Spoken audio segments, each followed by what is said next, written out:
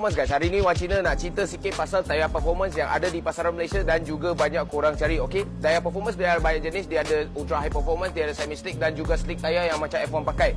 So di depan Wan Cina ni ada dua jenis saja.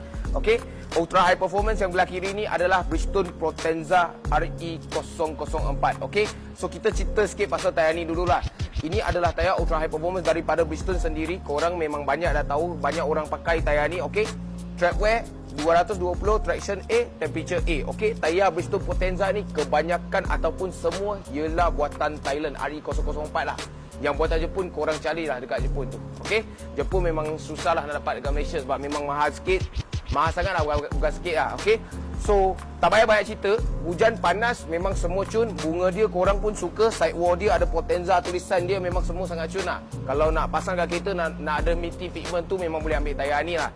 Performance pun cun. Okey, so tayar yang di kanan Wan Cina ni hari ni kita nak cerita lebih banyak sikit. Kenapa? Sebab dia adalah tayar semi slick. Banyak orang keliru dengan semi slick dan juga ultra high performance. Ultra high performance di atas hujan, panas semua dia okey. Tapi semi slick ini dia lagi baik daripada segi grip panas daripada UHP ni. Okey, so atas kering memang dia lekat gila, bawa kita main hentam je corner. Okey, tetapi atas air memang dia akan kurang sikit sebab bunga dia memang dah lagi kurang daripada yang ultra high performance. Permukaan dia memang lagi licin lah atas hujan kalau nak banding dengan UHP ni.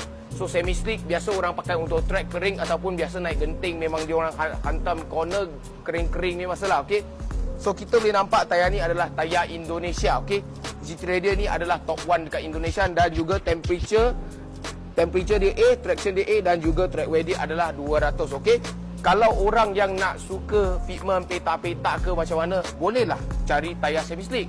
Dan juga grip gila untuk tayar ni. So orang yang masuk track ke macam mana, kaki nak tekan-tekan semua kan, kalau semata-mata nak grip saja, tak kisahlah comfort dia macam mana, korang bolehlah ambil tayar semi slick.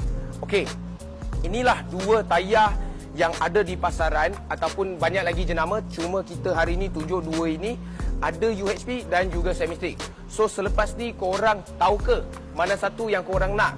Satu atas hujan memang bagus, satu atas hujan memang tak bagus. Tetapi kering dia lagi bagus daripada ini. Memang sangat lekat gila berbanding yang macam ini. Okey, so itu saja untuk video kali ini. Kalau korang suka video kali ini, tolong like, share dan komen dekat bawah apa yang korang nak tengok seterusnya. Macam biasa, cari Wan Cina. Thank you guys.